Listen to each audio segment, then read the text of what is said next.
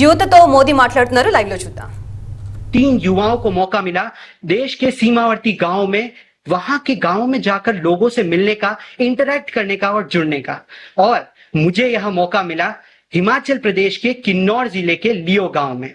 हमारी वहां पर 7 दिन अलग अलग दिनचर्या रही। कभी हम वहां के लोकल लोगों के घर जाते, उनसे मुलाकात करते, कभी वहां के बुजुर्ग लोगों से जो बदलाव आए उनको समझते, कभी हमने वहां स्पोर्ट्स और कल्चरल एक्टिविटीज में पार्टिसिपेट किया, तो कभी वहां यूथ के लिए करियर काउंसलिंग सेशन किए। प्रधानमंत्री जी, जब वहां ग्राम पंचायत में मैंने महिला सरपंच से उनकी कहानियां सुनी, तो ऐसा लगा कि यदि ऐसे प्रेरक प्रयासों की कहानियां पूरा देश सुनेगा, तो देश की महिलाएं यह विश्वास लेकर आगे बढ़ेंगी कि वे परिवार और समाज दोनों का नेतृत्व कर सकती हैं। जब मैंने आयुष्मान आरोग्य मंदिर में स्वास्थ्य सेवाओं की बारीकियां समझी, तो मुझे एहसास हुआ कि जब देश के विकसित ऐसे कोने में भी विकसित भारत की रोशनी पहुंच रही है, और विद्यालय में विकसित भारत के सपने का विजन देखा। बच्चों की आंखों में जो ललक थी कि देश को समझे और आगे बढ़े। और होम स्टे में एक माँ के हाथ का बना थैंकथुक और मोमोज खाकर यह रियलाइजेशन हुआ कि अपनापन ना किसी भाषा का, न किसी राज्य का मोहताज है। सड़क के एक खतरनाक मोड़ पर बाइक राइडर की मदद करना भले ही एक छोटी घटना हो, पर सीख बहुत बड़ी थी। सेवा ही सच्ची राष्ट्रभक्ति है। प्रधानमंत्री जी, मन की बात में एक बार आपने हम युवाओं को कहा था कि देश के सीमावर्ती गांव में जाओ, वहां के लोगों से इंटरैक्ट करो और उनकी संस्कृति को अपनाओ। तब मैं आपकी बात अपने परिवार के साथ सुन रहा था, और मुझे जरा भी अंदाजा नहीं था कि मैं माय भारत के माध्यम से आपके समक्ष अपने विचार प्रस्तुत करूंगा। प्रधानमंत्री जी, आज ही मन की बात में आपने हमारे कारगिल विजय दिवस पर वीर सैलानियों को श्रद्धांजलि दी। उसी भावनाओं को कंटिन्यू रखते हुए, जब हमारे माय भारत वॉलंटियर्स ने भी, जब वे कारगिल वॉर मेमोरियल गए, तो वहां पर हमारे देश के वीर सैलानियों को नमन किया। प्रधानमंत्री जी, देश के बुजुर्ग हमारे कहा करते थे पहले कि जितनी लंबी चादर हो उतने ही पैर फैलाओ। लेकिन प्रधानमंत्री जी, पिछले 12 वर्षों में अपॉर्चुनिटीज की जो दुनिया आपने रची है, उसने पॉसिबिलिटीज की चादर को इतना लंबा कर दिया है कि अब सपनों को समेटने की जरूरत ही नहीं है। प्रधानमंत्री जी, मैं समस्त माय भारत वॉलंटियर्स की तरफ से आपको यह आश्वासन देता हूं कि जिस विकसित भारत का संकल्प आपने लिया है और हमें दिया है, उसे पूर्ण करने में हम जेनजी तत्पर रहेंगे। क्योंकि जेनजी का मतलब है नेशन बिल्डिंग, जेनजी का मतलब है कैरेक्टर बिल्डिंग, जेनजी का मतलब है सेवा का पर्याय, जेनजी का मतलब है इनोवेशन, अर्थात जेनजी है नेशन फर्स्ट। प्रधानमंत्री जी, हम सभी युवाओं ने वहां पर जो कुछ एक्सपीरियंस किया उसे जर्नलाइज किया, और हमने यह डिसाइड किया है कि हम उसे एक कंपाइल्ड एक्सपीरियंस नोट के जरिए आप तक जल्द ही साझा करेंगे। धन्यवाद। जय हिंद।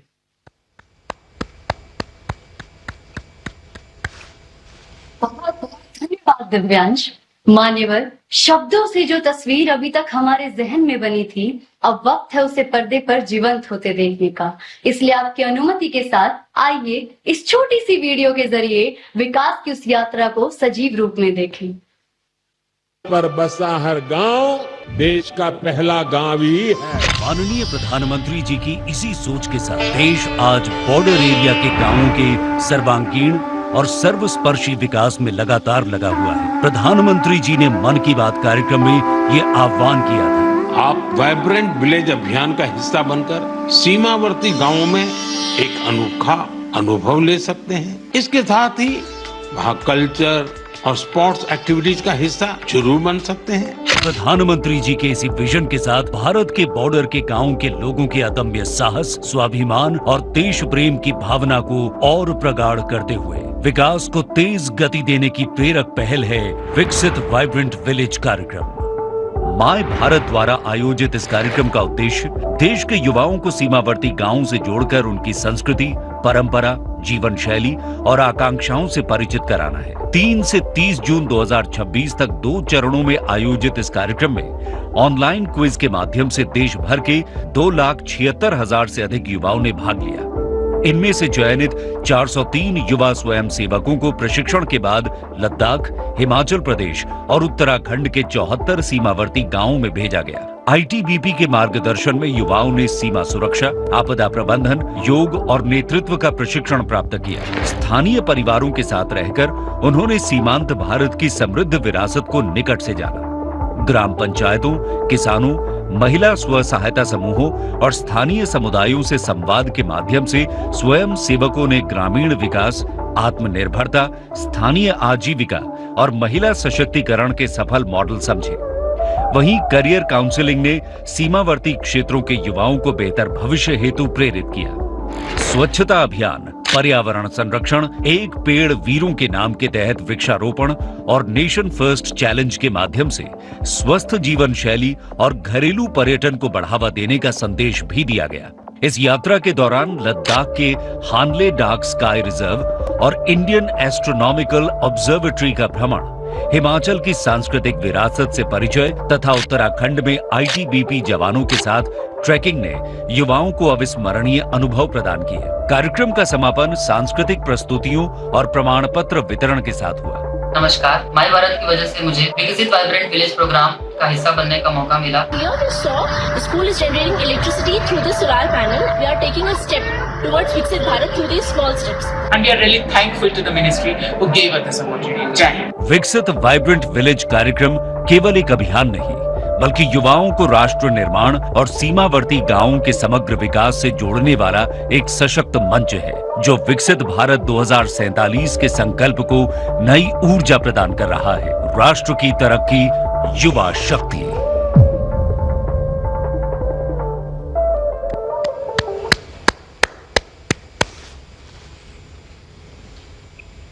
जिस क्षण का हम सभी को इंतजार था वो अब आ गया है। माननीय प्रधानमंत्री जी, हमारे देश के वो चुनिंदा युवा साथी जिन्होंने सीमा के उन पहले गांव में जाकर इस कार्यक्रम का प्रत्यक्ष रूप से अनुभव प्राप्त किया है, वे आज आपके साथ अपने अनुभव साझा करेंगे। सर्वप्रथम मेरा अनुरोध है, दादरा एवं नगर हवेली और दमन एवं दीव से हमारे साथ जुड़ी हमारी माई भारत वॉलंटियर निकिता सोलंकी जी से कि वे अपना अनुभव माननीय प्रधानमंत्री जी के साथ साझा करें। नमस्कार झूले माननीय प्रधानमंत्री जी, मैं सोलंकी निकिता प्रवीण, केंद्र शासित प्रदेश दादरा एवं नगर हवेली दमन और दीव से माई भारत की स्वयं सेविका हूँ सर। केम छो? जी सर। केम छो? सर बहुत मजा में, તમે કેમ છો? આપણે એવા ને એવા।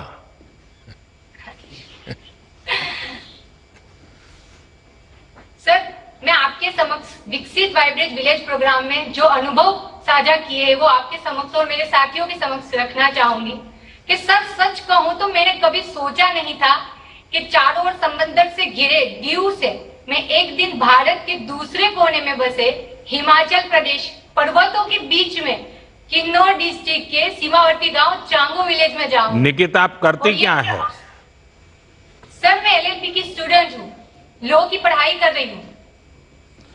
और इसमें जाने का अवसर कैसे मिला आपको? सर मैंने माई भारत में अपना रजिस्ट्रेशन करवाया और उसके बाद सर मुझे मालूम हुआ कि एक आपने जो बताया था उस प्रकार से विकसित वाइब्रेंट विलेज प्रोग्राम करके है जहाँ पे हम युवाओं को वहां पे जुड़ने का और कुछ सीखने का मौका दिया जा रहा है, वो भी क्विज के खातिर। तो मैंने अपनी माई भारत प्लेटफॉर्म खोला, उस पे क्विज दी और फिर मेरा सिलेक्शन हुआ। अच्छा, आपका किस गांव में जाना हुआ और क्या क्या व्यवस्था? उसके पहले कोई ब्रीफिंग हुआ, नहीं हुआ, क्या क्या हुआ? सर मैं यहाँ से रिकांगपियो गई थी सर। रिकांगपियो में हमारा वहाँ पे सब 3 दिन तक मेडिकल चेकअप हुआ, हमें ब्रीफिंग किया कि हमें कैसे जाना है, कहाँ जाना है। फिर सर वहां से हमारी यात्रा शुरू हुई धार चांगो निचला की ओर सर। और वहां पे जाके सर सच बताऊं तो मैंने सोचा नहीं था कि मैं एक छोटे से द्वीप से वहां सीमावर्ती गांव तक पहुंचूंगी सर। लेकिन मुझे ये अवसर प्रदान हुआ है माई भारत के माध्यम से विकसित वाइब्रेंट विलेज प्रोग्राम के तहत। सर मैं बताना चाहूंगी और मेरे साथियों को भी ये बताना चाहूंगी कि एक लड़की होने के नाते सर परिवार से इतने दूर पहाड़ों के बीच इलाकों में मुझे जाने का अवसर मिला सर। ये तो बहुत ही नया सफर था और मेरे लिए चुनौतियों भरा भी। लेकिन सर जब मैं वहां गांव में पहुंची ना सर, तो गांव वालों ने जिस प्रकार से मुझे हग करके स्वागत किया है गले लगा के, मैं एक तरीके से तो भूल ही गई थी कि मैं दीव से आई हूँ वहां पे। और सर मैं वहां पे मेहमान नहीं थी, मैं वहां पे उनके परिवार का एक हिस्सा बन चुकी थी। उन्होंने तो सर मुझे अपनी बेटी मान लिया था। उसके बाद सर मैं ये कहना चाहूंगी कि मुझे गर्व है हमारे देश की बेटियों पे सर, जो ऐसे कार्यक्रमों में निडर होकर भाग ले रही है और यहाँ वहां पे दूर दराज बसे हिमालय के बीच इलाकों तक पहुंच रही है और वहां से नए अनुभवों के साथ वापस लौट रही है। तो मैं कहना चाहूंगी कि ये बदलाव सड़कों का नहीं, लेकिन समाज की सोच का भी हुआ है। और सर बेटियों के लिए अवसर बन रहे हैं और अवसरों पे भरोसा भी किया जा रहा है। और यही हमारे देश की निडर बेटियां सर हमारे नए आने वाले भारत की खूबसूरत पहचान है। निकिता जी, आपको संभवतः पता होगा कि हर दिवाली में अपने फौजी भाइयों से मिलने मैं बॉर्डर पर जाता हूं। ये संयोग है कि साल 2016 में मैं दिवाली पर बॉर्डर किनारे बसे चांगो क्षेत्र में ही गया था। ओ सर निकिता, आप चांगो के जिन गांवों में गई, क्या वहां महिला प्रधानों या जनप्रतिनिधियों से मिलने का अवसर मिला? हाँ सर मिला ना हमें। सर मैं जब चांगोधार का भ्रमण कर रही थी गांव का, तो वहाँ की प्रधान, वहाँ पंचायत के प्रतिनिधि, महिलाओं, किसानों, बुजुर्गों और बच्चों से सर मैं मिली, उनसे बातचीत की। और जब मैंने महिला प्रधान से सर बातचीत की तो पता चला सर मुझे कि वो घर भी संभाल लेती है, कि खेती भी संभाल लेती है, वहाँ पे जॉब भी कर लेती है। और उससे सर मुझे एक हिंदी फिल्म का डायलॉग याद आ गया, वो स्त्री है, कुछ भी कर सकती है। उनसे जो बातें हुई आपको, क्या कोई कठिनाइयां भी बताती थी क्या, या उनके जीवन की कुछ विशेषताएं हैं जो हमारी तरफ नहीं होती है? ऐसा कुछ आपके ध्यान में आया क्या? हाँ सर, मैं जब यहाँ रिकांगपिओ से चांगो के लिए सर गई, तो मैंने तो अपनी तैयारी कर रखी थी कि वहां पे मैंने देखा था सर रील्स में कि वहां पे नेटवर्क्स नहीं होते, वहां पे लाइट नहीं आती सर। और जब मैं वहां पे निकली सर, और मैंने जो रास्ते देखे सर, पर्वत, इतने ऊंचे ऊंचे पर्वतों और ढलान वाली जगह पे इतने पक्के रास्ते, तब मैं सोच रही थी। फिर मैंने वहां के लोगों से जाके बात की, उनसे पूछा कि ये कैसे है, तो वो बोल रहे थे कि पहले ये सब नहीं था, पहले हमें बहुत तकलीफें होती थी, लेकिन ये सिर्फ संभव हो पाया है हमारे प्रधानमंत्री ग्राम सड़क योजना के तहत ये सड़कें बनी है। और साथ ही उन्होंने ये भी बताया मुझे, ये भी बताया कि पहले हमारे घर पे ना पीने का पानी नहीं आता था, लेकिन अब हमारे प्रधानमंत्री जी की वजह से आज जल जीवन मिशन के तहत हमारे घर पे पीने का पानी मिल रहा है। साथ ही सर उन्होंने मुझे ये भी बताया कि आप लोग तो ये सोच के आए थे ना कि यहाँ पे लाइट नहीं होगी, पावर बैंक लेके आए होंगे। तो मैंने बोला कि हाँ, तो उन्होंने बताया कि नहीं, यहाँ पे 24 घंटे बिजली रहती है और नेटवर्क कनेक्टिविटी रहती है। और यहाँ पे प्रधानमंत्री जी के वजह से आयुष्मान भारत के तहत हम सभी लोगों का स्वास्थ्य पे भरोसा भी बढ़ा है और हमारा जीवन आसान हुआ है। सर एक बात बोलूं मैं आपसे? हाँ बताइए।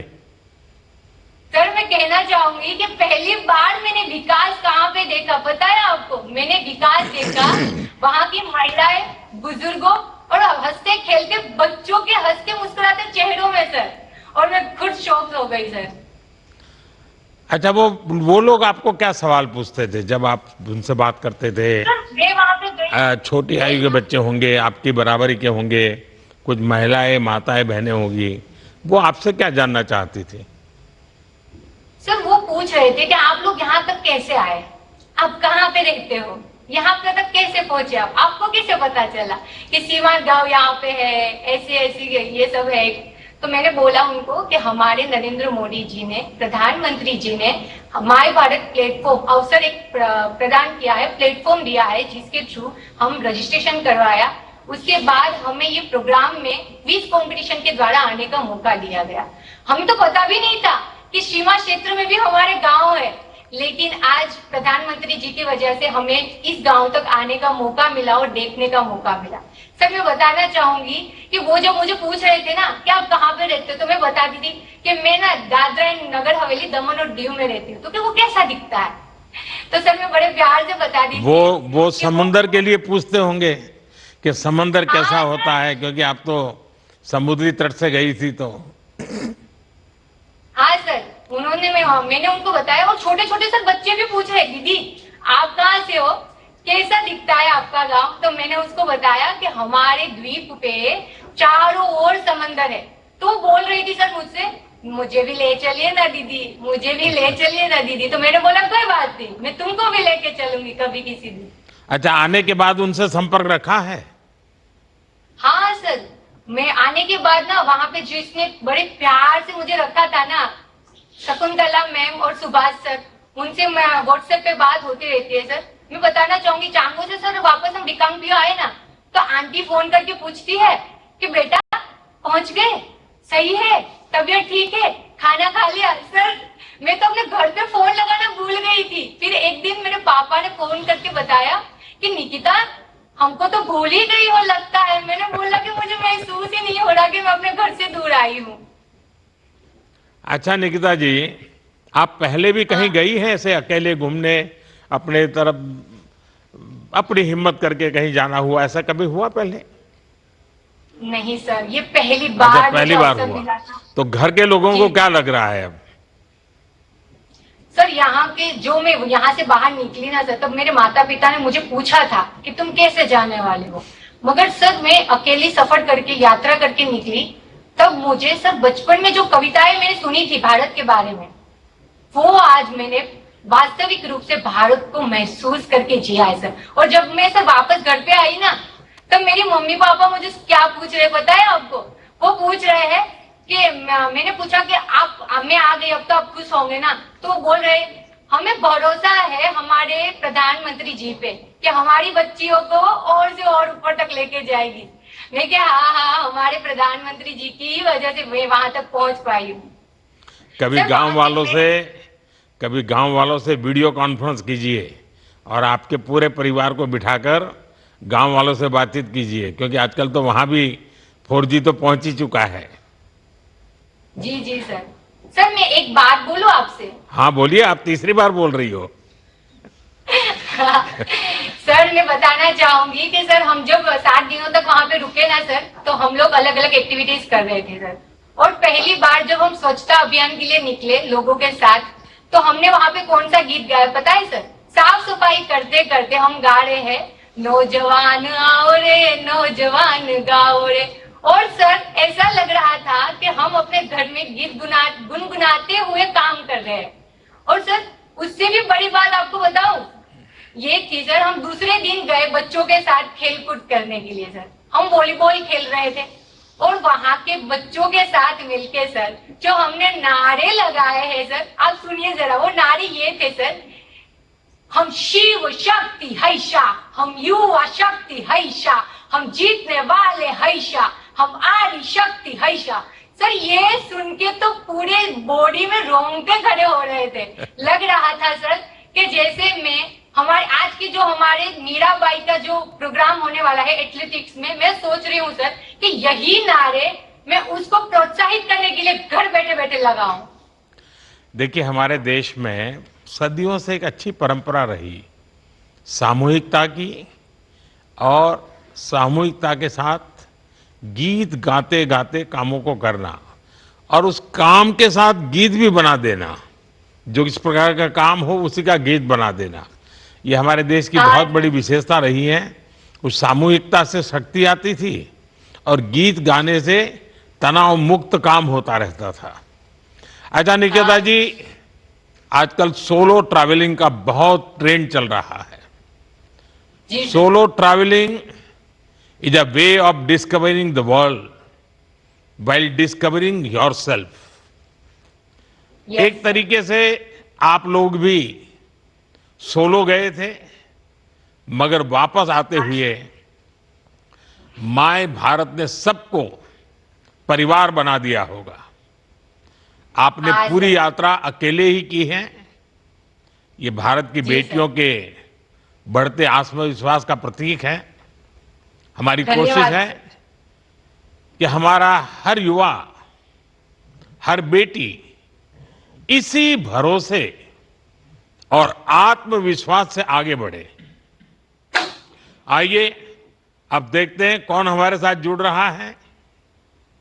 जी जी सर, धन्यवाद। जय हिंद, जय भारत, वंदे जय हिंद। मातरम। बहुत बहुत धन्यवाद निकिता जी।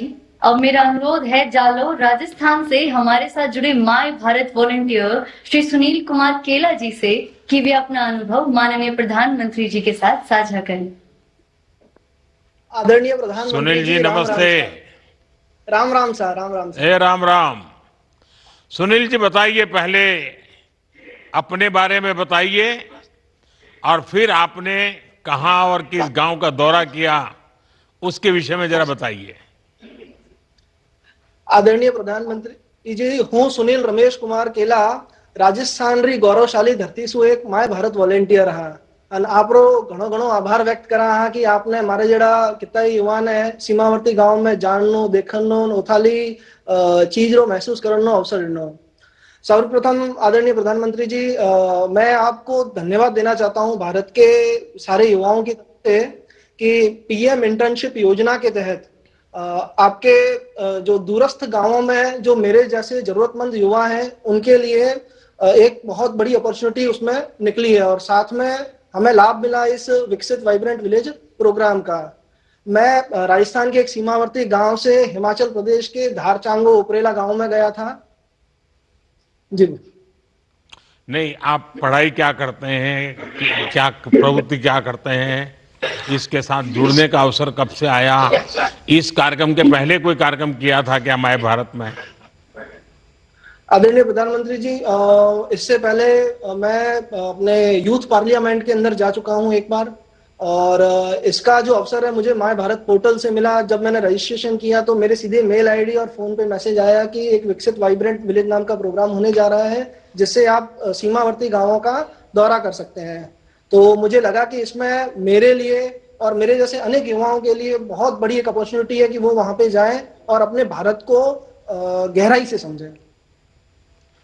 अच्छा सुनील, आप तो स्वयं ही सीमावर्ती गांव से हैं। ऐसे में अपने गांव और जिस गांव का आपने भ्रमण किया वहां क्या समानताएं और विविधताएं, विभिन्नताएं, क्या क्या महसूस किया आपने? आदरणीय प्रधानमंत्री जी, लोकेशन तो चाहे अलग हो सकती है लेकिन दोनों जगह पे एक चीज समान थी, वो अपने देश के प्रति प्रेम का जज्बा, वहां के लोगों की बहादुरी जो हम राजस्थान में देखते हैं।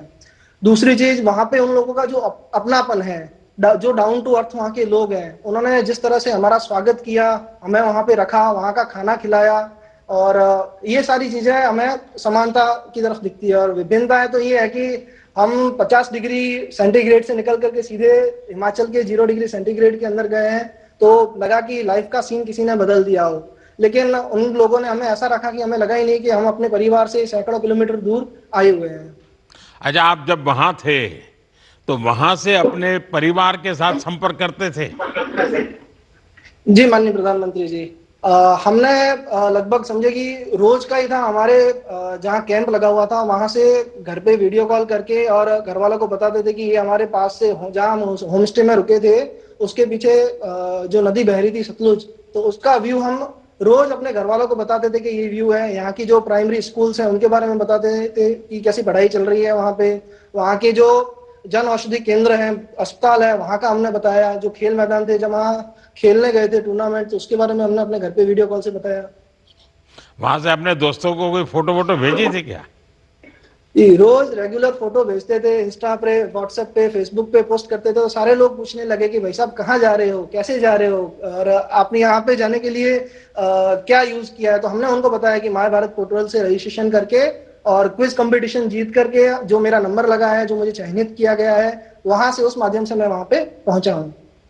सुनील जी कहते हैं कि भ्रमण से भ्रम मिटते हैं, भ्रमण से भ्रम मिटते हैं। मैं ये योजना चाहता हूं कि भारत के बॉर्डर विलेजों को लेकर आमतौर पर जो लोगों के मन में भ्रम होते हैं, आपको भी शायद जाने से पहले रहे होंगे, आपको अगर कोई पूछे कि भाई वहां जाने के बाद पहले की आपकी सोच, पहले के जो भ्रम थे, उसमें क्या क्या भ्रम मिटे होंगे? आदरणीय प्रधानमंत्री जी, जब हमारी ब्रीफिंग नहीं हुई थी तब तक हमें ऐसा लगा कि हम वहां जाएंगे तो रास्ते कैसे होंगे वहां पहुंचने के लिए, वहां पे रहने के लिए जगह कैसी होगी, खाना कैसा मिलेगा, लाइट होगी या नहीं होगी, हमारा फोन चालू होगा कि नहीं होगा, ये सब चीजें बहुत सारी हमारे दिमाग में थी।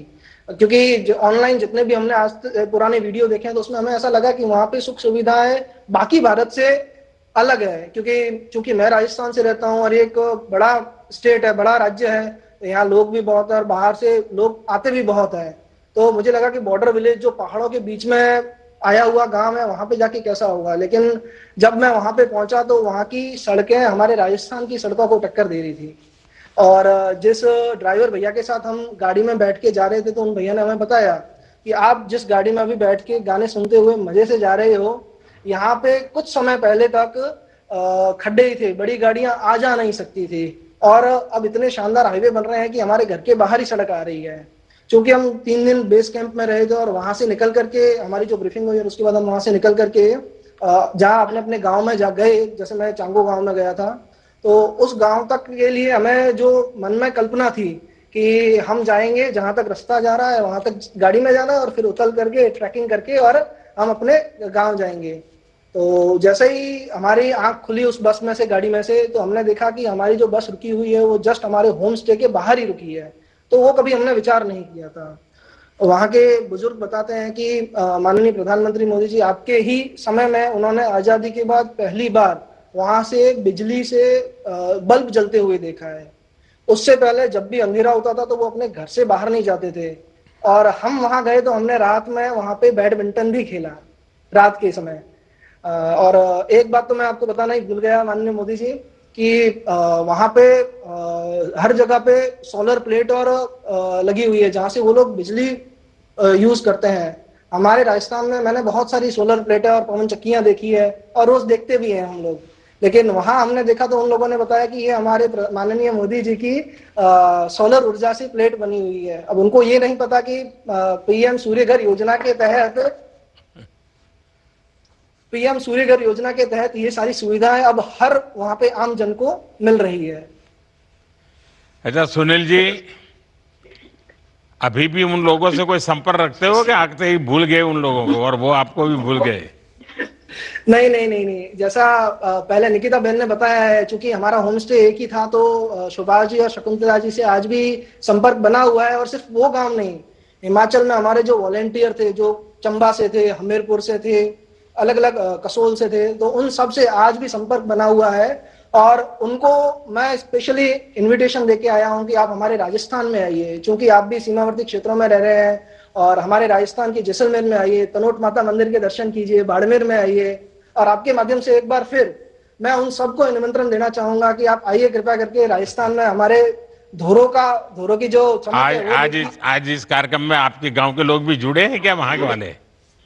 जी, जुड़े हुए हैं। अच्छा सुनील जी, आपसे बात करके लगा कि सीमावर्ती गांव चाहे राजस्थान का हो, कश्मीर का हो, हिमाचल का हो या फिर नॉर्थ ईस्ट का, हर जगह का युवा एक ही तरह से सोचता है। हमारे सीमावर्ती गांव के लोग भौगोलिक तौर पर भले ही दूर दिखे, पर भावनात्मक तौर पर देश से बहुत ज्यादा जुड़े हैं। इसी सोच के साथ हमने सीमावर्ती गांवों को देश का पहला गांव बनाया। वरना आपने तो अनुभव किया होगा, आजादी के बाद तो उन्हें आखिरी गांव कहकर छोड़ दिया गया था। Those who were last in priority earlier are now the first. आइए अब देखते हैं देश के किस हिस्से का युवा हमसे जुड़ रहे हैं। बहुत बहुत धन्यवाद। अनुरोध है हैदराबाद तेलंगाना से हमारे साथ जुड़ी चित्तूर की माई भारत वॉलंटियर भव्यश्री जी से कि वे अपना अनुभव हम सभी के साथ साझा करें। నమస్కారం గౌరవనీయులైన ప్రధానమంత్రి గారు, నా పేరు భవ్యశ్రీ. నేను ఆంధ్రప్రదేశ్లోని చిత్తూరు జిల్లా తరపున my Bharat Bhavya garu. Yes sir.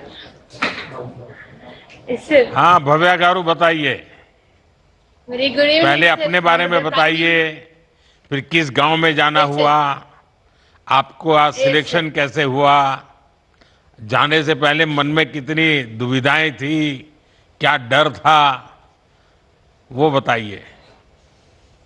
Okay, sir. I'm the person who always learn beyond the academics, and I am always curious to learn new things, sir. That's how I connected with My Bharat and participated in every quizzes, and I got selected in Viksit Vibrant Village program. That was the greatest moment in my life, and where I created so many memories. And here, while starting from my native place Chittoor, there was some fear inside me, like the lifestyle there was very new, and the climate, food, culture, tradition, whatever it is, very new to us. But after reaching Harshal Valley in Uttarkashi, the interaction with the people and the warm welcoming of the officials was completely changed my perspective. And we also interacted with ITBP officials also. So here we interacted with them, and I saw their discipline, humility, and dedication, commitment towards the nation, which made me proud to be an Indian, sir.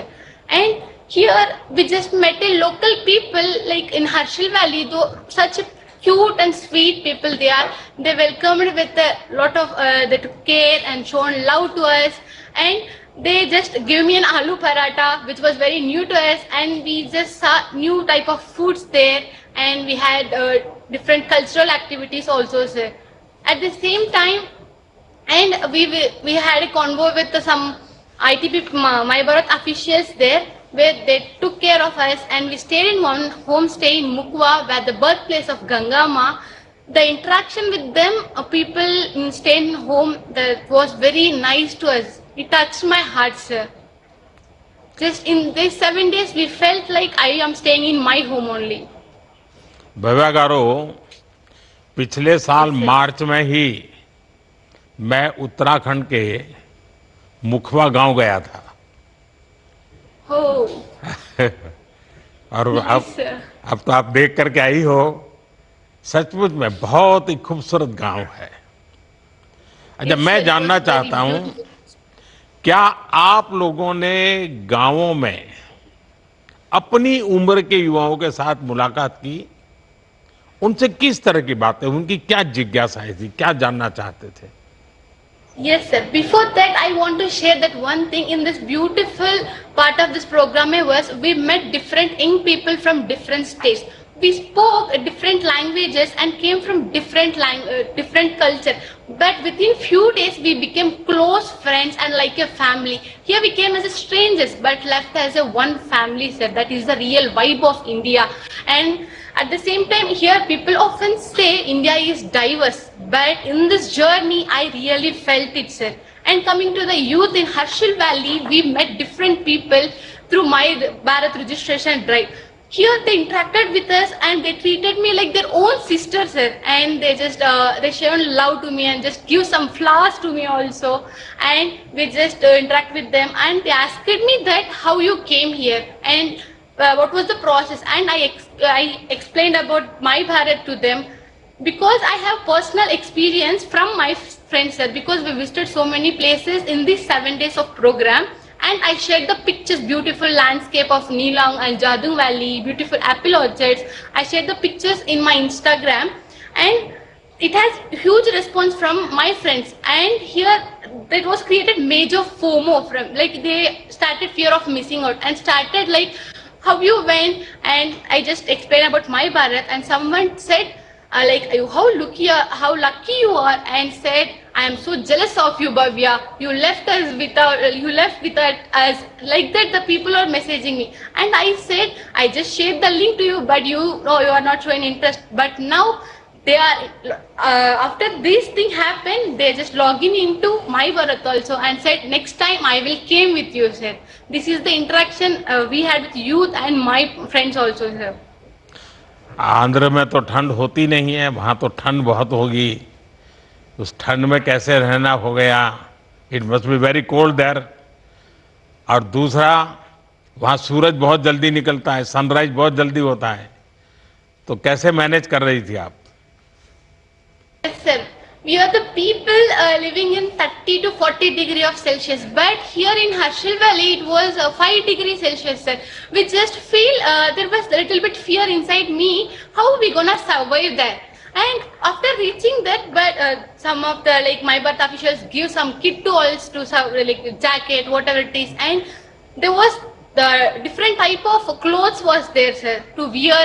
And but it's not like there is not that much different, because there is some bed sheets and cloths which was made by woolen, and we also visited some handlooming places where the woolen crafts did happen. It was such a great thing, and we just wear gloves, caps, socks. What we just became like a one army man, like jacket full of green color jacket and full of gloves and trekking shoes. Whatever it is, it made us so warm, sir. भव्य गारू, आपके हिसाब से उन लोगों का lifestyle आप लोगों से कैसे अलग था? आपने क्या ऑब्जर्व किया about their lifestyle? Yes, sir.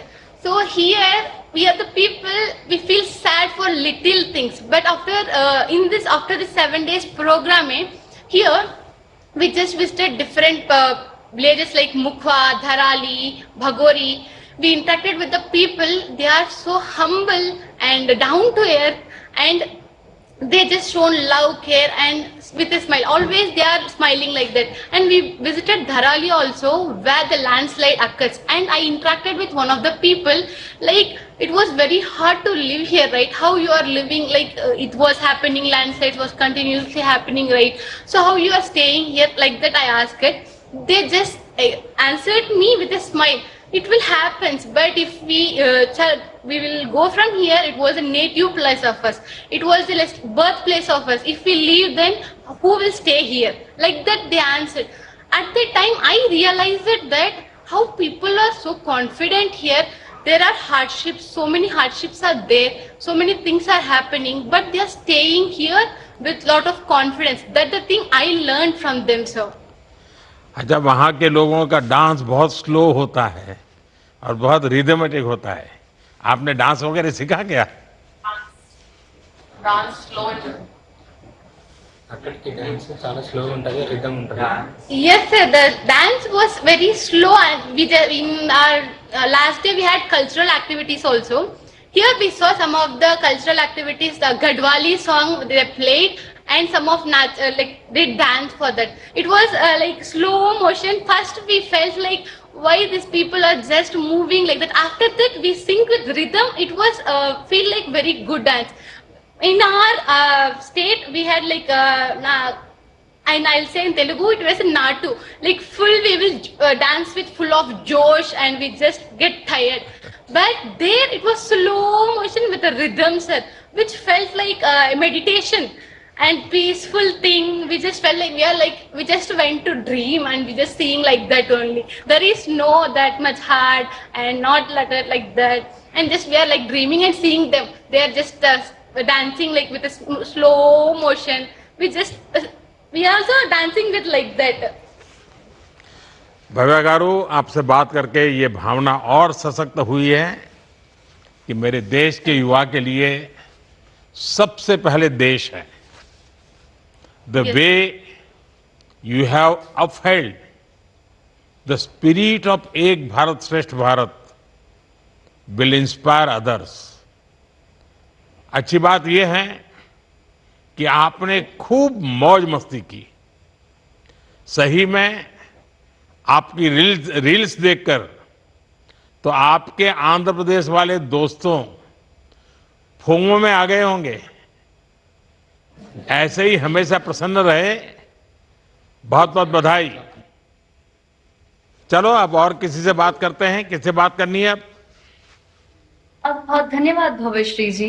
अब मेरा अनुरोध है अंडमान एवं निकोबार द्वीप समूह से हमारे साथ जुड़ी माय भारत वॉलंटियर सयंतिका मिस्त्री जी से कि वे अपना अनुभव हम सभी के साथ साझा करें। Namaskar to Honorable Prime Minister Sir. My name is Shayuntika, a proud My Bharat volunteer from the very beautiful Andaman and Nicobar Islands. Sayantika, अभी तक जितने लोगों से मैंने बात की, मुझे लगता है आप यंगेस्ट वन दिखती हो, सबसे छोटी हो आप। Sir, I am 21. अच्छा सयंतिका, आपके विषय में बताइए, और दूसरा आप किस गांव में गई,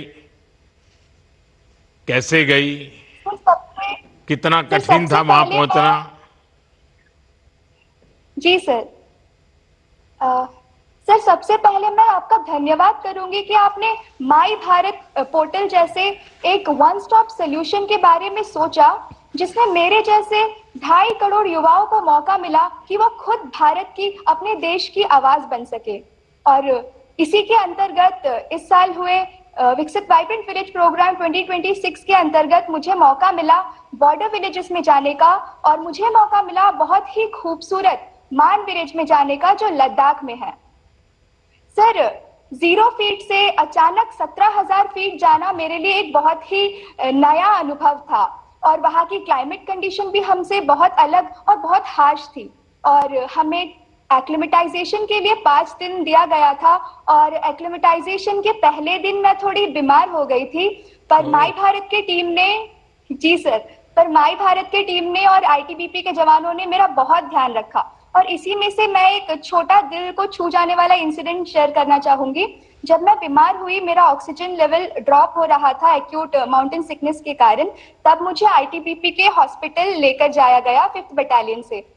तब सर मैंने वहाँ डॉक्टर को, आईटीबीपी के डॉक्टर्स को कॉन्वर्सेशन करते हुए सुना अपने ही जवानों से कि हम आपकी बाद में चेकअप करेंगे, पहले हमें इस बेटी को ठीक करना है जो हमारी मेहमान बनकर आई है। इससे मुझे पता चला कि हमारे आईटीबीपी के जवान ना सिर्फ हमारी बॉर्डर की रक्षा करना जानते हैं, बल्कि उनके मन में उनके देशवासियों के लिए भी कितना प्यार और कितना केयर है। सयंतिका, आपने अंडमान निकोबार से लद्दाख तक की यात्रा पूरी की।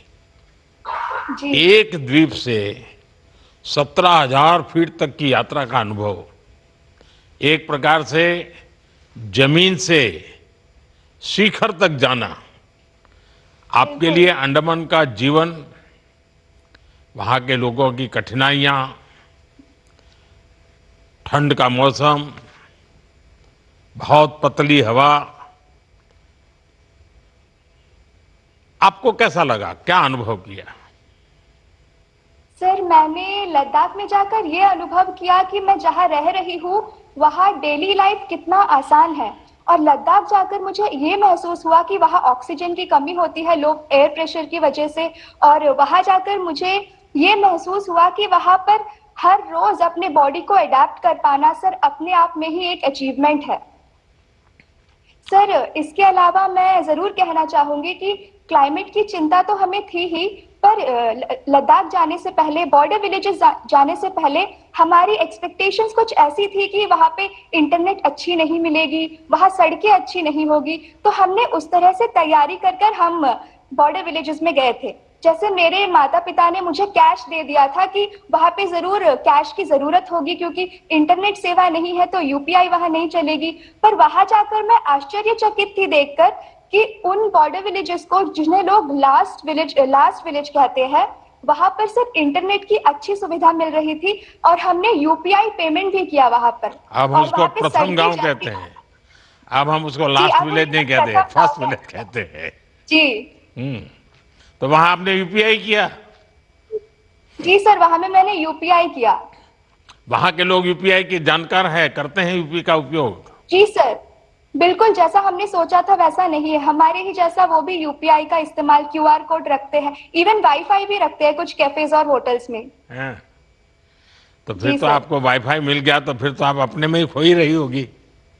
बिल्कुल नहीं सर, मैं वैसे उतना फोन देखती नहीं हूँ और वहाँ के वादियों में मैं तो बिल्कुल खोस ही गई थी वहाँ के प्यारे प्यारे लोगों के साथ। ज्यादातर मैंने बच्चों के साथ बहुत टाइम स्पेंड किया और वहाँ के बच्चों के नाम भी सर बहुत प्यारे प्यारे और यूनिक से थे। मैं शेयर करूंगी, मुझे कुछ बच्चों के नाम याद है, गास्केट, डिस्केट, ढोलकर, नामयाल, तेंजिंग, ये सारे मेरे वहाँ बच्चे दोस्तों के नाम हैं जो मैंने बॉर्डर विलेजेस में बनाए। उन बच्चों के मन में सवाल क्या था? पूछते होंगे तुम ये समुद्र कैसा होता है, तुम अंडमान निकोबार से आई हो? जी सर, वो बच्चे जानना चाहते थे कि हम कहाँ से आए हैं। सर, जब मैं मान विलेज के प्राइमरी स्कूल में गई थी तब उनके क्लास में उनका क्लास बहुत सुंदर था, प्यारे प्यारे पेंटिंग्स बने हुए थे दीवार पे और उसमें एक भारत का मैप भी था। पर सर, मैंने वहां नोटिस किया कि हमारे अंडमान एंड निकोबार का मैप वहां में नहीं था, तो मैं उन्हें दिखा नहीं पा रही थी कि देखो यहाँ में अंडमान होता है। फिर मैंने उन्हें समझाया ये जो यहाँ में समुंदर है भारत के नीचे, यहाँ में हमारा अंडमान है। और मैं एक छोटा सा इंसिडेंट शेयर करना चाहूंगी सर। एक बच्ची को मैंने पूछा कि क्या आप अंडमान आओगी जहाँ पे मैं रहती हूँ, तो उस बच्ची ने बोला कि अंडमान आऊंगी मैं, मुझे बहुत पढ़ाई करना पड़ेगा मुझे पता है, पर मैं अंडमान बड़ी होकर जरूर आऊंगी। तो इतने प्यारे प्यारे बच्चे थे सर वहां पर। क्या सयंतिका, क्या आपने सीमावर्ती गांव में, क्योंकि गांव के लोग हर चीज बहुत सामूहिकता से करते हैं, सब मिलजुल के करते हैं, ऐसे कोई अनुभव आए कि जिसमें आप कह सकते हो हाँ, बड़ा एक सामान्य रूप से नीचे हमें बहुत कम दिखता है, शहरों में बहुत कम दिखता है, लेकिन वहां आपको अनुभव आया हो? जी सर, मैंने कई सारी ऐसी चीजें वहां ऑब्जर्व करी जो ये दिखाता है कि वहाँ की कम्युनिटी स्पिरिट कितनी स्ट्रांग है। वहां में सर हमें लकीली एक शादी देखने का मौका मिला जहां में हमने देखा, अनलाइक हमारे सिटीज जहाँ पे हम कॉन्ट्रैक्ट देकर शादी करवा लेते हैं, होटल बुक करवाकर, वहां के सभी लोग मिलकर खाना बना रहे थे, वही चेयर लगा रहे थे, वही सब कुछ सजा रहे थे। इसके अलावा जहाँ जो लोकल मोनास्ट्रीज होते हैं उससे भी वहाँ के लोकल्स काफी कनेक्टेड होते हैं और उसमें जो भी इवेंट होता है, जो भी उनका होता है रिलीजियस, वो सब मिलजुल कर करते हैं। इसके अलावा एक और इंसिडेंट मैं शेयर करना चाहूंगी जो मैंने खुद तो नहीं देखा पर वहां के नंबरदार से सुना है सर। एक बार एक टावर जब गिर गई थी तब गांव वालों ने किसी अथॉरिटी की वेट किए बिना मोबाइल टावर जी सर। जी सर, तो मुझे ये सुनने को मिला कि गांव वालों ने बिना किसी अथॉरिटी के वेट किए खुद ही आपस में ये डिसाइड किया कि वही टावर को खड़ा करेंगे। और बस इतना ही नहीं सर, मुझे तो अंदाजा नहीं है पर शायद कुछ बैटरीज की जरूरत होती है टावर के लिए और उन लोगों ने साथ मिलकर उन बैटरी के लिए एक वेयर हाउस भी खुद से बनाया मिलकर। अरे वाह। जी सर, तो ये थी वहां के लोगों की कम्युनिटी स्पिरिट, इससे मैंने भी बहुत कुछ सीखा। सयंतिका, निश्चित तौर पर ये यात्रा आपके जीवन पर बहुत प्रभाव डालेगी। जी sir, When you share joy, it multiplies.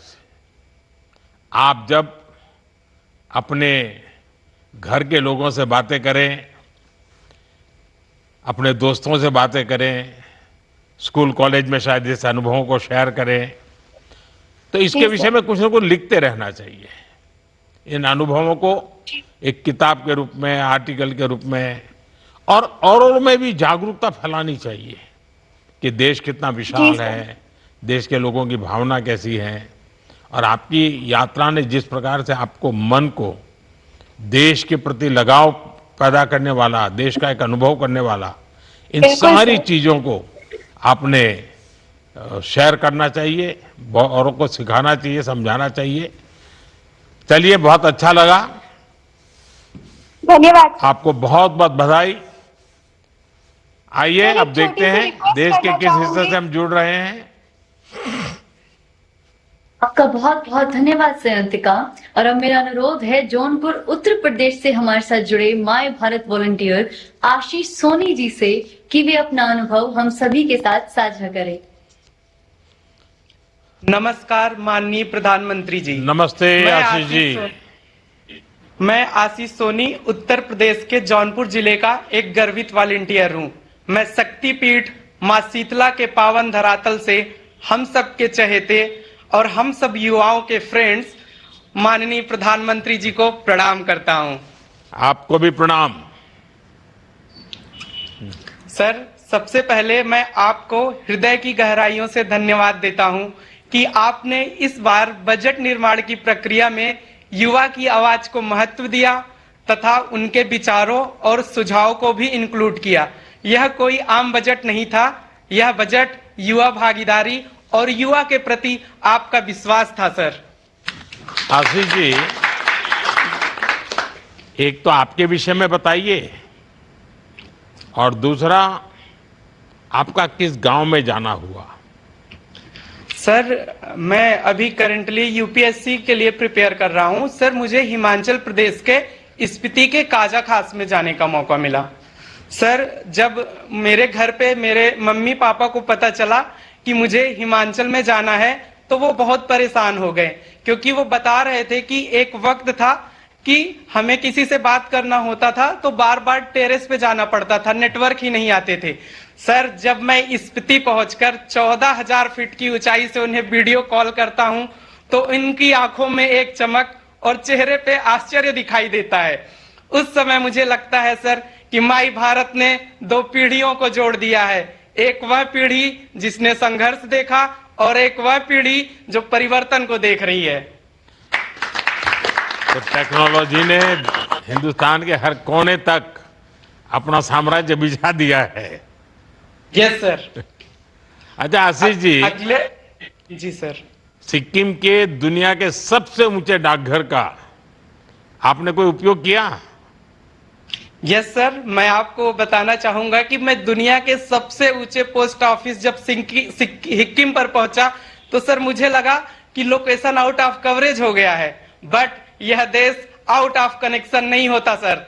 मैंने स्पेशली अपने फ्रेंड प्रधानमंत्री जी को एक पत्र लिखा जिसमें मैंने बताया कि सर मैं तहे दिल से आपका बहुत बहुत आभार करता हूं कि आप हर दिन युवाओं को एक नया अवसर देते हैं कि जिससे यह युवा विकसित भारत का नेतृत्व कर सके।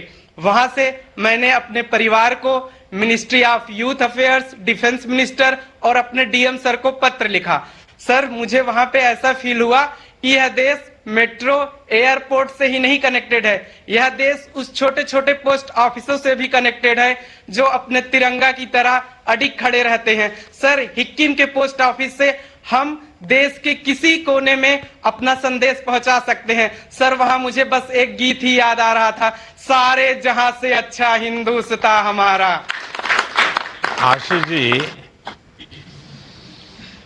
दुनिया के सबसे ऊंचे पोस्ट ऑफिस में जाना ये अपने आप में जीवन की बड़ी महत्वपूर्ण घटना है।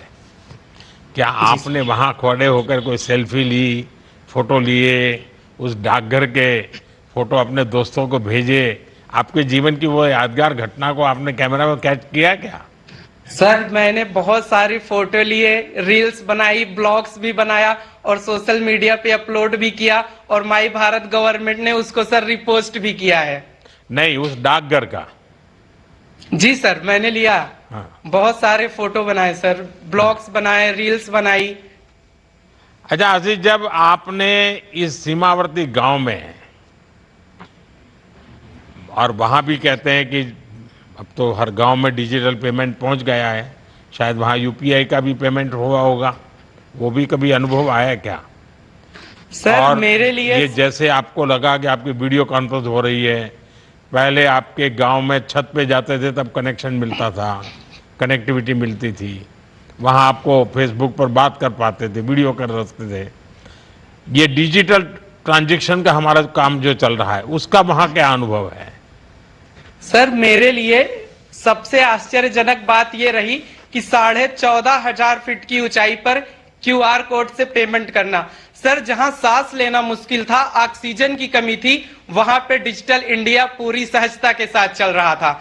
मैंने डिजिटल इंडिया को बस एक मिशन ही नहीं समझा सर, डिजिटल इंडिया एक ऐसा मिशन है जो देश के कोने कोने में लोगों का विश्वास बना हुआ है। अच्छा, आने के बाद आपके दोस्त आपको क्या पूछ रहे हैं और आप क्या बता रहे हैं? सर आने के बाद सबने पूछा कि कैसे गए, क्या हुआ, फिर मैंने माई भारत के रजिस्ट्रेशन के बारे में उनको बताया। सर मैं आपसे एक एक्सपीरियंस और शेयर करना चाहता हूं कि सर मुझे सेल्फ हेल्प ग्रुप में माताओं बहनों से मिलने का मौका मिला। जब मैं वहां पर पहुंचा तो सर मैंने अपनी आंखों से देखा कि वो विकसित भारत और आत्मनिर्भर भारत का भविष्य लिख रही हैं। किसी के हाथ में फोन है, वो डिजिटल माध्यम का प्रयोग करके अपना सामान बेच रही है, कोई माताएं बहनें होम स्टे चला रही हैं, और सर वहां सी बख्तून की खेती होती है, कोई सी बख्तून से एनर्जी ड्रिंक बना रही हैं। मैंने उन सब के साथ मिलके बैठ के सर उन्हें पीएम मुद्रा योजना के बारे में बताया, दीनदयाल अंत्योदय योजना के बारे में बताया कि किस इस सब गवर्नमेंट स्कीम का वो प्रयोग करके ज्यादा से ज्यादा अपने इकोनॉमिक एक्टिविटी को बूस्ट कर सके सर। और मेरे लिए सबसे अच्छा ये था कि सर मैं चीचम ब्रिज पर गया। 2017 के पहले चीचम ब्रिज बना सर। 2017 के पहले कोई भी कनेक्टिविटी किब्बर गांव से और चीचम से कुछ नहीं था सर। वो बॉर्डर रोड ऑर्गेनाइजेशन ने जब वो ब्रिज बनाया, आज किब्बर और चीचम गांव की कनेक्टिविटी बहुत अच्छे से हो गई है। वहां पे टूरिज्म सर बहुत अच्छे से बढ़ रहा है, इकोनॉमिक एक्टिविटी बहुत अच्छे से बूस्ट हो रही है, और सर वहां पे नाइट टूरिज्म का स्कोप बहुत अच्छा है, क्योंकि रात में सर वहां पे जो तारे हैं बहुत क्लियर दिखाई देते हैं। शॉपिंग वगैरह किया कि नहीं किया? हाँ सर, बहुत शॉपिंग किया, डिजिटल पेमेंट किया। क्योंकि मैं देश के सब लोगों से आग्रह करता हूं कि आप कहीं यात्रा पर जाएं, कहीं टूरिज्म पर जाएं, तो ये हमारा जिम्मा है कि हमारा टोटल जो खर्च है, बजट यात्रा का या प्रवास का या टूर का, ट्रैवल का, पूरा खर्चा घर से निकले तब तक, उसका कम से कम 5% पैसा स्थानिक लोगों से कुछ न कुछ खरीदना चाहिए, कुछ न कुछ खरीद के लाना चाहिए, ताकि वहाँ के लोगों को भी रोजगार मिले और उनकी पहचान हिंदुस्तान के कोने कोने तक पहुँचे, और इसलिए खरीद जरूर करना चाहिए। चलिए आशीष जी, बहुत अच्छा लगा आप सबसे बात करके, सभी नौजवानों से बात कर करके। मेरी तरफ से आपको शुभकामनाएं हैं। शायद अभी भी कुछ कार्यक्रम बाकी हैं, मैं इंतजार करता हूं क्या सूचना आ रही है। सभी का बहुत बहुत धन्यवाद। साथियों, अभी अभी हमने जो सुना वह मात्र एक साधारण संवाद नहीं था, बल्कि वह हमारे युवा साथियों के देश की सीमाओं के साथ प्रथम साक्षात्कार की स्मृतियां थी। और सर, यही तो वह भावना है जो विकसित वाइब्रेंट विलेज प्रोग्राम की नींव है, जहां आपने ठान लिया है कि सीमा पर बसा हर गांव अब आखिरी गांव नहीं, बल्कि देश का पहला प्रहरी और विकसित भारत का पहला द्वार बनेगा। तो युवा साथियों, इस मिशन को नई ऊंचाई देने के लिए अब उनके शब्दों का इंतजार है जो देश के सबसे बड़े प्रेरणा स्रोत हैं। इसलिए मैं अत्यंत आदर, गर्व एवं सम्मान के साथ हम युवाओं के मित्र माननीय प्रधानमंत्री जी को उनके प्रेरणादायी संबोधन हेतु सादर आमंत्रित करते हैं।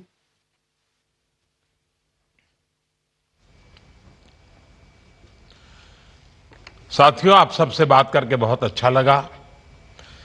आज हमारे साथ केंद्रीय मंत्रिमंडल के मेरे सहयोगी मनसुख मांडविया जी, मंत्री रक्षा खड़से जी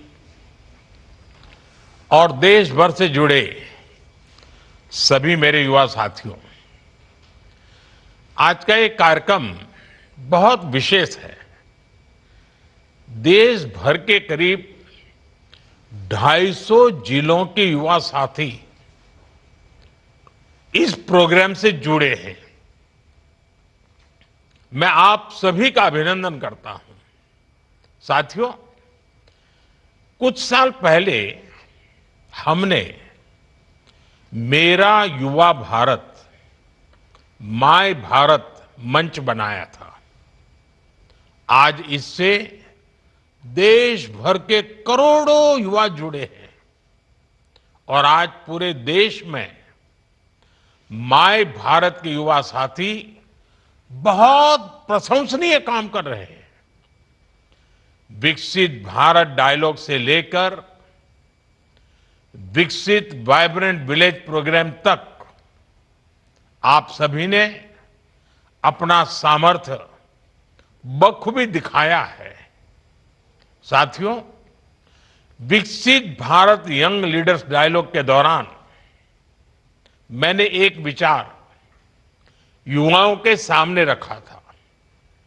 विचार यह था कि क्यों न युवा साथी वर्चुअल माध्यम के बजाय जमीन पर उतरकर भारत को जाने भारत से जुड़े, भारत को जीने की कोशिश करें, भारत को समझें। भारत के गांवों में विकसित होने के लिए कितनी आकांक्षाएं हैं, ये गांवों में जाकर पता चलती है। और हमारे सीमावर्ती गांवों में विकास की आकांक्षा और देशभक्ति की भावना, ये हम बराबर और कभी तो लगता है कि उनके लिए खुद से ज्यादा देश होता है। देश पहले, बाकी सारी सुविधाएं बाद में, ये हमको सीमावर्ती गांवों में खास अनुभव आती है। और इसलिए उद्देश्य ये था कि देश के अलग अलग जिलों के युवा हिमाचल, उत्तराखंड और लद्दाख के गांवों की यात्रा करें। वहां लोग कैसे रहते हैं, खान पान कैसा है, कामकाज, संस्कृति, जीवन व्यवहार, ये सारी बातें क्या है, चुनौतियां क्या है। देश के प्रथम गांव में बैठे हुए लोग देश की सुरक्षा के लिए कितने जागरूक है, देश के अन्य भागों से उनका लगाव, निकटता कितनी है, इन सभी चीजों का अनुभव मेरे देश के नौजवानों को मिले, ये हमारा उद्देश्य था। और जो उत्साह पूरे देश के युवाओं में दिखा, वो अद्भुत है। लगभग 3 लाख युवाओं ने इस प्रतियोगिता में भाग लिया और उनमें से 400 से अधिक युवाओं का चयन हुआ। आप सभी एक सप्ताह तक इन दूर सुदूर के गांवों में रहे। अननोन जगह थी आपके लिए। आपने वहां के जीवन को जीने की कोशिश की, आप उसके अंदर घुल मिल गए, अपनी संस्कृति को वहां की संस्कृति के साथ जोड़ा, कनेक्ट किया। एक भारत श्रेष्ठ भारत का इसमें, और इससे उत्तम उदाहरण शायद ही कोई और हो सकता है। साथियों, आज का ये कार्यक्रम मेरे लिए बहुत खास इसलिए भी है क्योंकि जब मैं सरकार और राजनीति के जीवन से दूर था, तब मैंने ऐसे सीमावर्ती गांवों में कई बार जाने का मुझे अवसर मिला है। वहां के लोगों से मेरी जान पहचान भी रहती थी। कई गांवों के साथ तो मेरा संपर्क बहुत लंबे समय तक बना रहा था। जब सरकार में आया तो भी मैं सीमावर्ती गांवों में मौका मिलते ही जरूर उस मौके को छोड़ता नहीं हूं। आप सबको पता है, दिवाली का त्योहार तो मैं सीमा पर जाकर के, बॉर्डर पर जाकर के अपने देश के सुरक्षा करने वाले हमारे वीर सैनिकों के साथ ही मनाता हूं। और ये क्रम तो मेरा 25 साल से चल रहा है। अभी इस यात्रा का हिस्सा रहे जिन साथियों से मेरी बात हुई, उनमें से भी कई गांव ऐसे हैं जहां मैं पहले जा चुका हूं। और आप जब वहां का वर्णन कर रहे थे तो मुझे वो पुरानी सारी चीजें नजर आ रही थी। मेरी तरह आप सबका भी अनुभव बहुत शानदार रहा। किसी ने ऊंची पर्वत श्रृंखलाओं का रोमांच बताया, कोई सीमांत गांवों के लोगों के स्नेह और अपनत्व से प्रभावित था, किसी ने वहां के बच्चों के सपनों को करीबी से देखा, तो कोई हमारी सेना के अद्भुत साहस और अनुशासन का साक्षी बना। यानी विकसित वाइब्रेंट विलेज का ये पूरा एक्सपीरियंस बहुत शानदार रहा। संयोग से आज कारगिल विजय दिवस भी है। आप में से अनेक साथियों ने कारगिल के आसपास के क्षेत्र को भी देखा।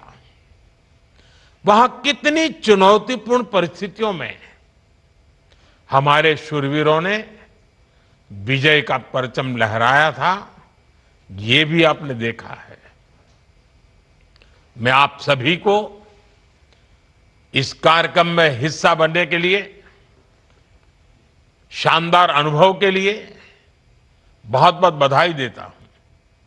साथियों, विकसित गांव विकसित भारत की आधारशिला है। विकसित भारत के निर्माण की ये यात्रा लगातार चल रही है और इसमें आप सभी युवा साथियों की बड़ी भूमिका है। इसलिए जब देश का युवा जमीन से जुड़ता है तो वो विकसित भारत के विजन को और व्यापक बनाता है। ये युवा मन में देश के लिए जीने, देश के लिए कुछ करने के संकल्प को और मजबूती देता है। साथियों, इस अभियान में आपने अनुभव किया होगा कि बॉर्डर के गांवों का जीवन कितना कठिन होता है, लेकिन हर कठिनाई के बावजूद सीमावर्ती गांवों के लोग देशभक्ति को पल प्रतिपल जीते हैं। कुछ वर्ष पहले तक तो बॉर्डर के गांवों को अंतिम गांव कहकर अपने हाल पर छोड़ दिया गया था। इन गांवों में सड़क, बिजली, पानी, स्कूल, अस्पताल, ऐसी हर बेसिक सुविधाओं का अभाव था। संभव है कि आपने भी ऐसी अनेक कहानियां वहां के लोगों से सुनी होगी, पहले के हाल उन्होंने बताए होंगे। और हमें इस पर गर्व होना चाहिए कि ऐसी परिस्थितियों में भी सीमावर्ती गांवों के लोगों की देशभक्ति कभी भी रत्ती भर भी कमजोर नहीं पड़ी। इसलिए साथियों, हमारी सरकार ने इन सीमावर्ती गांवों को देश का प्रथम गांव माना। वो प्रथम गांव जहां सुबह की पहली किरण भारत का अभिवादन करती है और जहां आखिरी किरण गुड नाइट कह करके विदा लेती है। जहां सबसे पहले तिरंगा हवा से संवाद करता है, जहां से दुनिया भारत को पहली बार देखती है। ये सोच बदलने का ही परिणाम है कि आज हमारा सीमांत क्षेत्र बदल रहा है। कई गांवों में आजादी के बाद पहली बार बिजली पहुंची, पहली बार सड़क पहुंची, पहली बार घर में नल से जल पहुंचा, पहली बार घर में गैस कनेक्शन पहुंचा। शहरों में ये सामान्य सुविधाएं लगती हैं, लेकिन वहां के लोगों के लिए ये जीवन बदलने वाली सुविधाएं हैं। इसके कारण वहां किसान, बागवान का जीवन बदल रहा है। फल सब्जी बड़ी बड़ी मंडियों तक पहुंचाने आसान हुए हैं। बेहतर कनेक्टिविटी के कारण अब जीवन रुकता नहीं है, नॉन स्टॉप चलता है।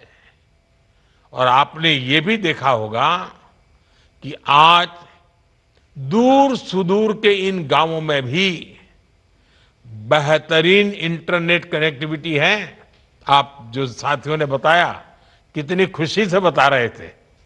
साथियों, ऐसी ही हर सुविधा का एक और फायदा हुआ है। आज इन क्षेत्रों में पर्यटन भी फल फूल रहा है। जो गांव वीरान पड़ गए थे, आज वहां फिर से चहल पहल होने लगी है। बेटियां स्कूल कॉलेज जाती हैं, अच्छी पढ़ाई और अच्छी कमाई का माहौल भी बन रहा है और वाइब्रेंट विलेज प्रोग्राम सीमावर्ती गांवों के इस विकास को और गति दे रहा है। साथियों, विकसित वाइब्रेंट विलेज की ये यात्रा सबको जोड़ने और सबसे जुड़ने का ही एक सशक्त माध्यम है। और अब आप सभी की जिम्मेदारी और भी अधिक बढ़ गई है। आपकी ये यात्रा यूनिटी थ्रू पार्टिसिपेशन की यात्रा है। भारत का युवा जितना ज्यादा भारत के सीमावर्ती गांवों को जानेगा, उतना ही वो भारत को सरलता से जानेगा, वो भारत के कोने कोने के साथ सरलता से जुड़ेगा और ये प्रयास नई मजबूती का कारण बनेंगे। आप भी जरा याद कीजिए, इन गांवों के घर आपके लिए, देखा होगा आपने, कोई अलग गेस्ट हाउस नहीं था, कोई होटल नहीं थी। ये सिर्फ गांव, पूरा गांव एक प्रकार से मेहमान नवाजी कर रहा था। लेकिन आपने देखा होगा कि आपका सिर्फ गांव में रहना हुआ इतना नहीं, आपके लिए ये मुलाकात गांव के जीवन से जुड़ने की यात्रा एक प्रकार से संस्कृति की पाठशाला भी बन गई। वहां आपको सुविधाओं से भी ज्यादा संतोष और सम्मान मिला। आप जो कुछ भी अनुभव करके आए हैं, वो किसी क्लासरूम में सीखने को नहीं मिलेगा। इसलिए आप सब ने जो अनुभव किया है, उसे आप अन्य युवाओं को शेयर कीजिए, उन्हें भी प्रेरित कीजिए कि ज्यादा से ज्यादा संख्या में हमारे युवा बॉर्डर के गांवों को विजिट करें। जितने ज्यादा युवा वहां जाएंगे, वहां रहेंगे, तो वे देश को देखेंगे, देश को समझेंगे। और जब लोग गांवों में जाना शुरू करेंगे, तो फिर उन गांवों में सुविधाएं भी और तेजी से पहुंचेगी। साथियों, हमारी सरकार इन सीमावर्ती गांवों में टूरिज्म को बहुत प्रोत्साहित कर रही है। आप सरकार के इन प्रयासों को विस्तार दे सकते हैं। मेरा आग्रह है कि आप में से हर युवा साथी कम से कम 100 युवाओं को अपने अनुभव जरूर शेयर करें। जिस क्षेत्र में आप रह रहे हैं, वहां के लोगों से संपर्क में रहें।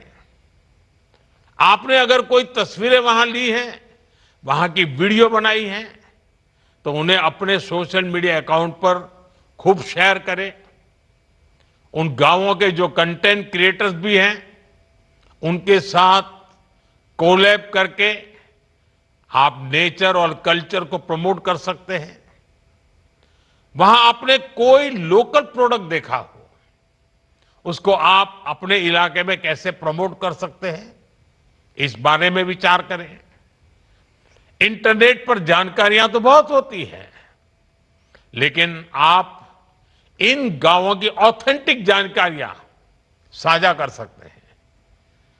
आप अब खुद भी अपने दोस्तों के साथ, अपने परिवार के साथ इन गांवों में घूमने फिरने जाएं। और मैं तो स्कूल, कॉलेज, यूनिवर्सिटी से भी कहूंगा कि आप बॉर्डर विलेज के एजुकेशन टूर भी आयोजित कर सकते हैं। साथियों, मेरा हमेशा से ही ये दृढ़ विश्वास रहा है कि भारत के आप जैसे नौजवान 21वीं सदी की दुनिया को शेप करने वाले हैं। भारत के युवा की यही असली नियति है। आज का युवा विकसित भारत की ऊर्जा भी है और विकसित भारत का सबसे बड़ा लाभार्थी भी है। इसलिए युवा शक्ति जब देश की चुनौतियों और समाधानों से सीधी जुड़ेगी तो भविष्य निश्चित ही उज्जवल होगा। इसी भावना के साथ आप सभी को फिर से बहुत बहुत शुभकामनाएं, बहुत बहुत धन्यवाद।